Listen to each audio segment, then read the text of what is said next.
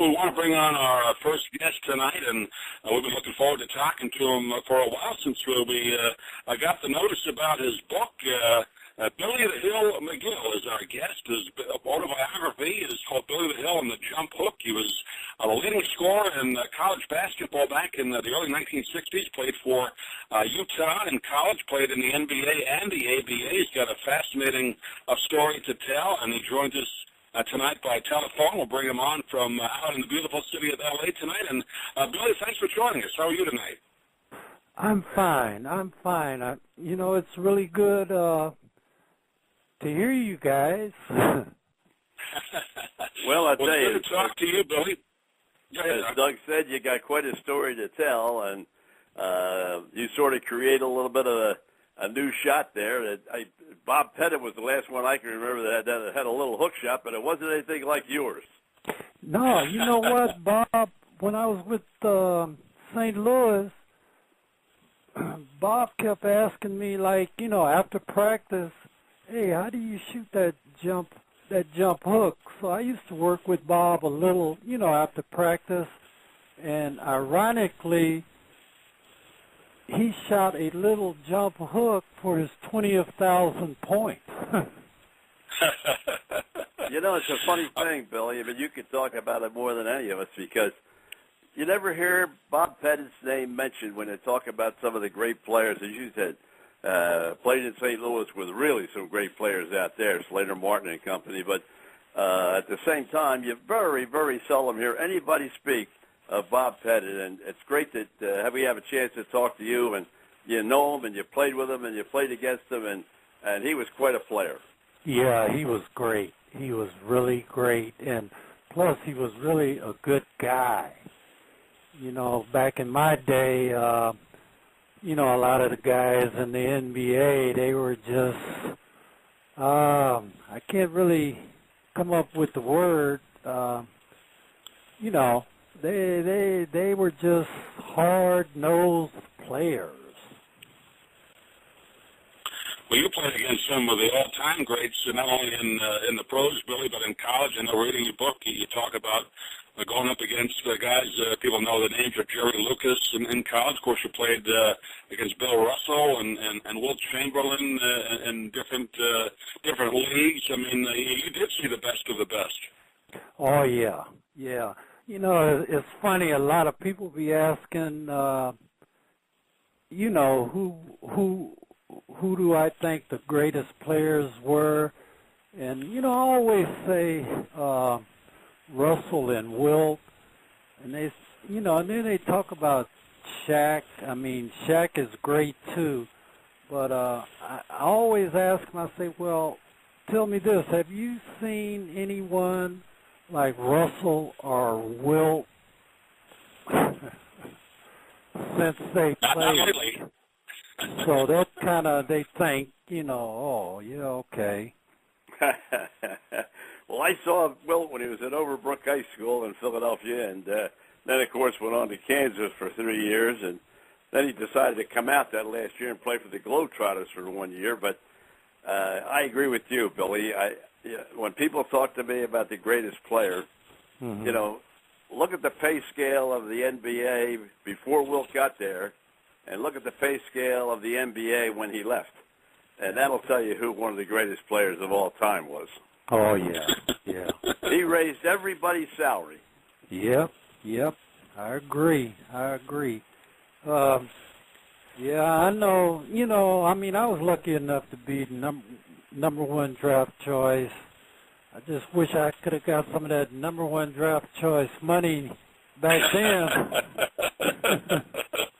We're going to get into the story in your book, Billy. I mean, you went through some tough times, but let's kind of start toward the beginning. You mentioned, as we did at the top, you played for Utah in college, led the nation in scoring, and is that where you developed the hook shot, or did you have that in high school as well? Well, no, I started shooting it that Saturday morning at Dinker Playground when Wilt, Russell, and Guy Rogers came to Dinker Playground here in Los Angeles, and I was a junior at Thomas Jefferson High School, and somehow Wilt and Russell was guarding each other, you know, and somehow Wilt switched off on me, and Russell passed me the ball, and he was hollering and screaming for me to shoot. And I was wondering, shoot how? But anyway, you know, I went straight up, and I don't know, it happened. It happened, the jump hook. That's when I invented it against Big Will. Well, you certainly were not the only one that turned around and looked at the basket, and Wilt was between you and the basket, that said, "What do I do?" Yeah, because I knew if any other shot, if I had a shot at, you know, it was a lot of people there because they, you know, heard that Russell and Wilt and Rogers was, you know, at our little gym that Saturday morning. But right. Any shot I would have taken, oh, he would have knocked it probably through the door. Well, you also mentioned Guy Rogers, and of course, Guy, for me, was one of the great guards of all time. He and Hal Lear worked together at Temple when they were at the backcourt, and Guy Rogers, of course, went on to have a great NBA career and settled down. He's passed away now, but I broadcast a lot of his games at Temple University. Yeah, he was a great player. I was doing the Temple University games, and I broadcast a lot of Guy Rogers games. And when we went out there to play UCLA a couple of years, just before he died, I hadn't seen him in some time, but he was quite a player. Oh, he was great. He was great. Like I said, you know, I look back, you know, the modern day is a lot of great players. You know, LeBron, I don't know, Kobe, and then, you know, Magic, Bird, and everybody, but I can't get out of my mind, I haven't seen anyone yet like Russell and Wilt. I mean, like I said, you know, Shaq, and it's been some Jabbar, they're great players, but I just can't compare them with Russell and Wilt. And we're talking about, what, decades ago. Right. Doug?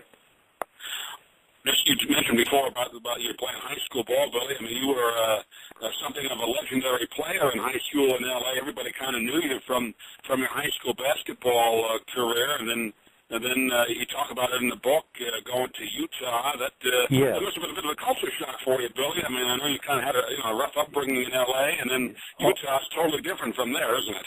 Oh, yeah. Yeah, it was a cultural shock, but, you know, the people of Utah, I love them, and they loved me, and it was just a whole complete change. I mean, you kind of figure coming from the hood in Los Angeles and going, you know, to the clear air mountain area of Salt Lake City, it was unbelievable.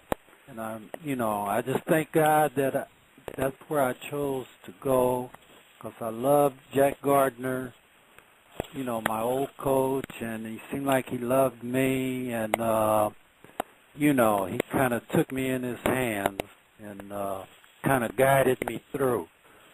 Well, Billy, how were you recruited? Because with USC and UCLA, of course, the great teams at UCLA, how did you make the decision to go to Utah? Because I know you had to be really heavily recruited by the other schools as well. Oh, yeah. I think, what was the number? I think I had maybe about 300 letters. Wow. That's quite a few. But I don't know. I just, something in my heart just told me, you know, University of Utah, that's where I need to go. Right. And that's where I went. And, you know, everything worked out. I just wish I could have came in there with two good legs. My problem, you know, when I got my knee tore up in my junior year at Thomas Jefferson High School, You know, I was always quiet, and I just started not telling nobody nothing about my knee, and that's the way, you know, I carried myself. Nobody even knew about my knee. Right. And all I remember is the doctor told me he wanted to put insert an iron kneecap. This was my left knee, into my knee. He said, "Oh, as far as basketball, you're done." You know, he said my kneecap was, well, I didn't hardly have a kneecap after I got it hurt. And, you know, I loved ball so much that I didn't take that answer. But iron kneecap, wow, it would have been bad going through airports, huh? Well, you describe in the book, what you're talking about, if you had the medicine advances in medicine they have today, they're in so much better shape. Right, yeah. They, you know, back then they just didn't have the technology. No. You know, and even around the 60s, it was a lot better, but I had formed my attitude about, you know, not letting nobody know about my knee, which, you know, I should have let someone know, but I didn't, and, you know, what can I say? But at Utah, you know, I often wonder, you know, if I did that on one good leg, I kind of wonder what could I have done with two good legs. We described Billy in the book, you know, having the knee drained. I mean, just reading about it makes you wonder how you go through that. You know, I always read Willis Reed with the Knicks went through that. Of course, you went through that in college and in the pros. I know you played with Willis too. You're on that early Knicks teams of the '60s, but going through that as often as you did, I don't know how you did that. Well, it was just, I don't know. You know, one thing, I don't know how I did it either.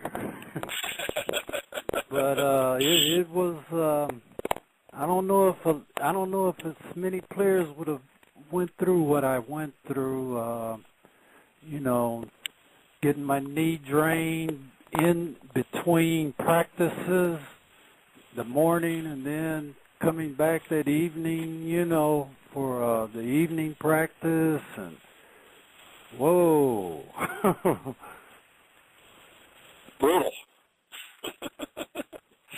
Let's talk a little bit about the college years at Utah. We mentioned it. You were the leading scorer. I think it was something like 36 points a game you averaged back in, was it 62, Billy? 38.8. 38 points a game. That's pretty good. When you had players that era, you had, like we mentioned, Jerry Lucas. I guess Oscar Robertson was playing then. You had some great players that you were going up against. Yeah. I remember when Ohio State, you know, Lucas, Siegfried, Havlicek, with Bob Knight. You know who he is. Yeah. And, you know, they came into Salt Lake, and we beat them. I think we were the first team. They were number one in the nation, and we beat them that year. I think I still remember the points. Lucas scored 32 and had 17 rebounds, and I scored 31 and had 17 rebounds. Wow. So that was pretty close, huh? But see, Lucas still had the two good legs. He could shoot from the outside. People remember him with the Knicks with the long-range jump shots he'd shoot before the three-point line was in. I mean, he had long bombs. Yeah, he was a great player. Lucas was a great player. And boy, they had a great team. But we were third in the nation that year, and you know, we had a great team too. We had some horses. Don? I think we might have lost Don there, but let's talk a little bit about after Utah, Billy. You went on to the NBA, and was it Chicago? Is that the team that drafted you? The Chicago Zephyrs, right? Yeah, Chicago Zephyrs. Yeah, that was kind of a, I don't know, it was a start of a nightmare for me with the Zephyrs. You know, my self-esteem wasn't really high because of my knee, and I'll never forget that first pro practice. That morning, I had to go and get about 300 and something cc taken off of my knee, and for that evening we were going to, you know, scrimmage, and here I am, you know, just got my knee drained. Big Walt Bellamy, who was a monster. I don't know. I often look back and say, I kind of feel like you did. How did I even do it? But it was just the love of the game. Love of the game. I'll tell you, Billy, one of the great things about going out to Chicago was not only the Big Bell out there, but that arena was one of the loudest arenas you'd ever go into in the NBA. Oh, yeah. Yeah. And it was kind of one of the coldest, too. Yeah, you're right. Yeah, yeah. Did you ever have any idea that the short time you were with the Knicks that Phil Jackson would turn out to be the coach that he's been? You know, I really didn't think about it. The New York Knicks, now that, you know, well, naturally, that was the best season I've ever had in the NBA. I loved the Knicks. I loved them. Coach Donovan, you know, he was a great coach, and he you know, he played who actually won minutes, you know, in practice. And that's right. what I loved about him. You were the Knicks in the pre-Red Holtzman years, when Willis Reed just came up, I think in '64, right? So you were there in that kind of mid-'60s era when the Knicks were building toward those championship teams. Yeah. I knew Willis was going to be a great ball player. I never forget the first scrimmage that we ever had, you know, and it's funny, you know, I mean, and when you're scrimmaging, I remember the first jump hook I shot on him, he goaltended it and knocked it, you know, into the stands. But you know, it was a goaltend, so nobody said nothing, you know. I said, yeah, okay. Well, that sort of the heyday as far as I'm concerned, and one real question that I'd have to ask you, you talked about Will, you talked about Russell, you talked about Bellamy, and I'm not going to take anything away from James. I mean, he's a great, great player. Yeah. But I'd like to see him go down the lane like he does now with Will Chamberlain and Bill Russell there. Sure. Yeah.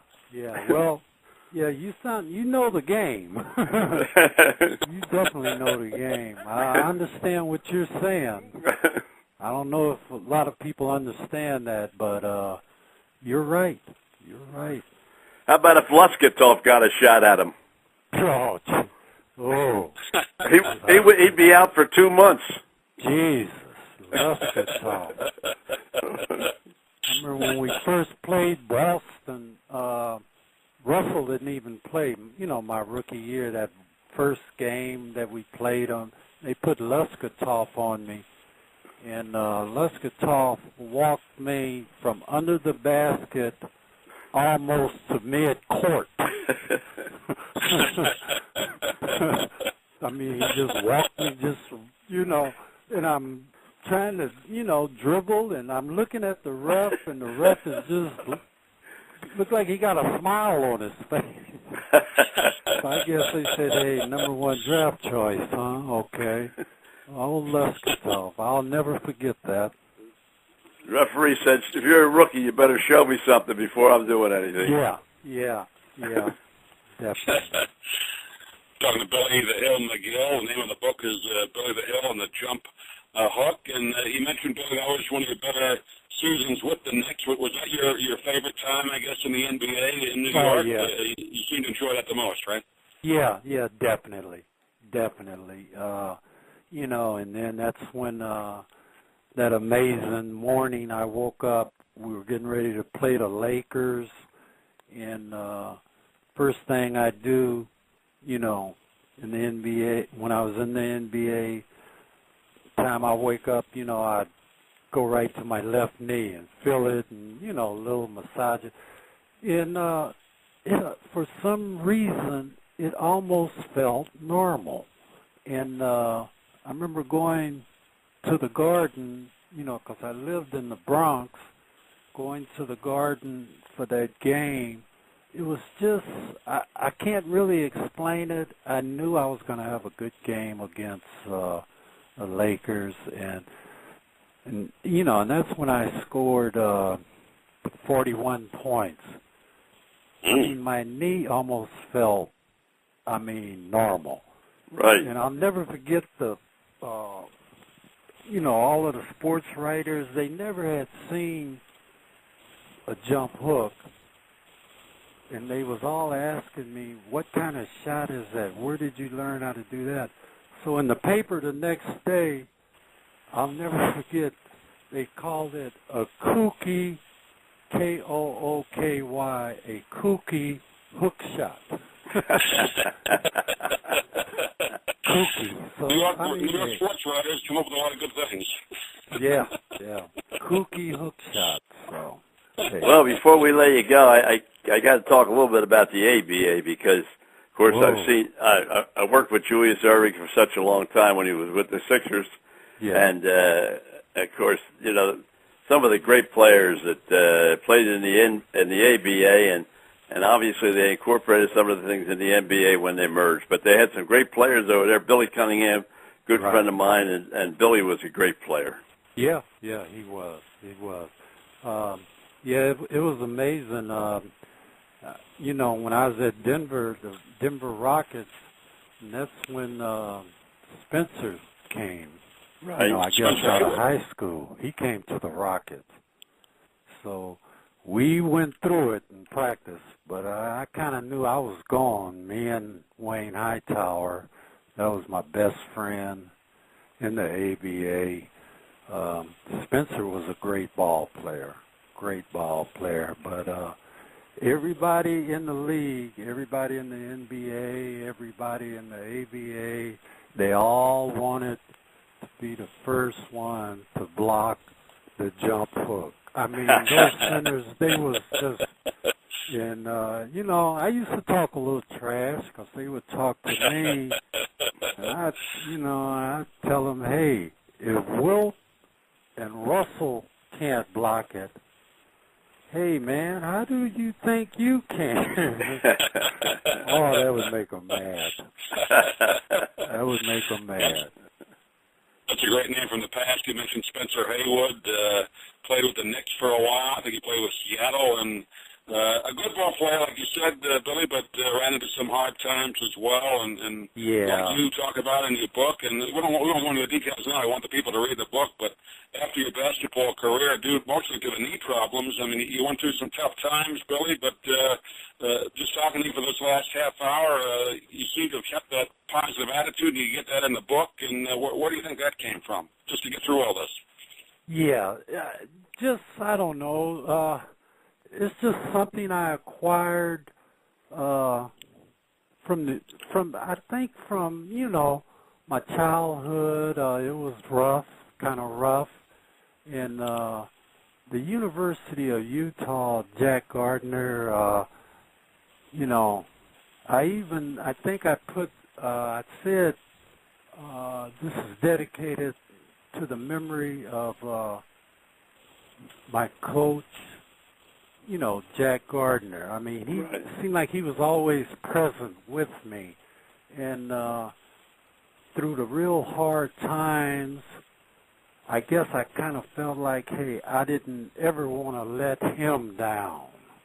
You know what I mean? I didn't. Well, that's a great attitude. That's a great attitude. I didn't want to let him down. You know, I wasn't thinking about me. I was thinking about him and the people, you know, that kind of helped me along the way. Because, you know, you get in that position, you have all the excuse in the world. I mean, you know, anybody could say, hey, well, I can understand. Well, no, you really can't. I mean, it would have been easy just give up, and you know, I could have went into the black hole and never came back. Well, you certainly didn't do that. One last player I'd like to ask you about, because he certainly had his troubles, and unfortunately, I don't think anybody got to see him. By the time he got to the NBA, it was too late. But Connie Hawkins, I mean, he was a giant. He was a giant. Oh, yeah. Yeah. He had hands the size of the Rose Bowl. Yeah. His hand looked like those big mitts that they use, you know, right, in major baseballs. Catching those knuckleballs. Yeah. Old Connie. Yeah, so many of the old guys, though, you know, that I grew up with, unfortunately, you know, they're gone, but a lot of them are remembered, and you know, and I just feel blessed. Hey, I'm still here, still fighting. Well, I'll tell you, I wish you the best of luck, and you just told us before we went on the air that your book doesn't really come out till November. Yeah. We were sort of hoping that your co-author would be on with us as well. But what we'll do is we'll make sure that we get you on, you know, a week before the book comes out or something like that, so we can, you know, sort of give everybody a chance to know it's coming out. Yeah. It's. I wrote it. I started writing it about 35 years ago. Oh my. Yeah, about 35 years ago, and it was in the bottom of the closet. Dust was on the manuscript. I said, hey, what's this? I started reading it, and, you know, I just kept reading it, and said, wow, this is pretty good. Did I write this? But, you know, my memory was still great and good back then, so everything is, you know, authentic. His memory's still pretty good right now, some of the stories that you told with us on the air. Yeah. Well, you're a young guy. You're still a young guy. Hey, look here. You know, I mean, I can walk, but I couldn't jump an inch off the ground right now. Behind my knees. I mean, not an inch. You doing okay now, Billy? I know, you know, you went, like we said in the book, you went through some tough times financially, but it seems like you're doing okay now, huh? Well, no, not really, but I mean, you know, it's nothing new for me, you know. Mm-hmm.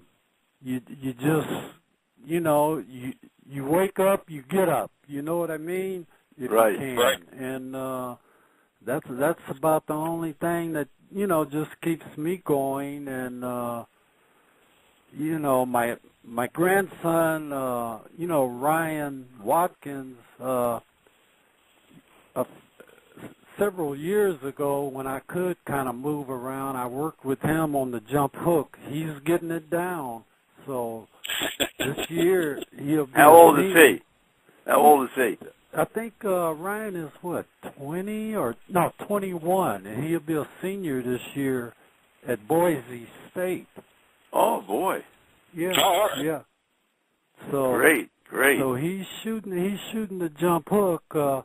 You know, I look at a lot of these guys. You know, they shoot like the big boy at Indiana.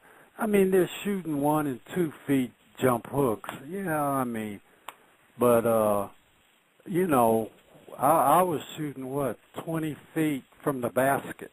Right. from the corner, That's a real like hook.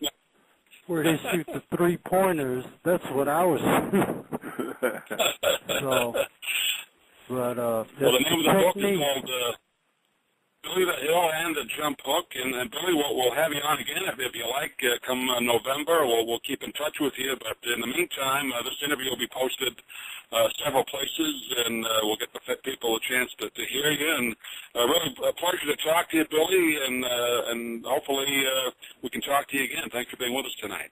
Okay, it was great, and it was my pleasure. Well, thank you very, very much. One quick one: are you a member? Are you still involved in the pension? Are you in the pension program or no? For the NBA? Yeah. No. You know, like so many guys, way back, you know, right. Everybody was, you know, really needed their money, and so I pulled my money, like many the other guys, and I guess, you know, once you pull all your money, that's it. That's it, yeah. All right, thank you very, very much, Billy. It was a real pleasure to have a chance to chat with you, and as Doug said, we'll definitely get you back on before the book comes out, and best of luck with that, and best of luck with those knees. Oh, gee. Well, it's something, these knees, they've been with me, you know, 50, 60. I know how to walk, and I know how to walk up the steps, so that's okay. Thanks, Billy. We'll talk to you soon. Appreciate it. Love you guys. I know. Take care. All right. Billy the Hill McGill, and great to have a chance to chat with him. Billy the Hill and the jump hook, of course, the shot that he invented, and great stories, Don. I mean, you and him went over some of those names that a lot of the people out there listening, some hopefully saw them play, but if not, if you're a basketball fan, you know those names that he played against. Well, I'll tell you, he played against some of the greats, and, of course, the Boston Celtics in those days were the cream of the crop, but very interesting to listen to his story, and his story is not a single story because, just as he said, even through the days of Darryl Dawkins and the 76ers, there's so many players who can't live within a budget and they pull their money out of that pension fund, and then they're really, really in trouble. I mean, it's a shame, but they rather than let the pension fund take care of them for the rest of their life, why they grab the money and a year later they don't have anything.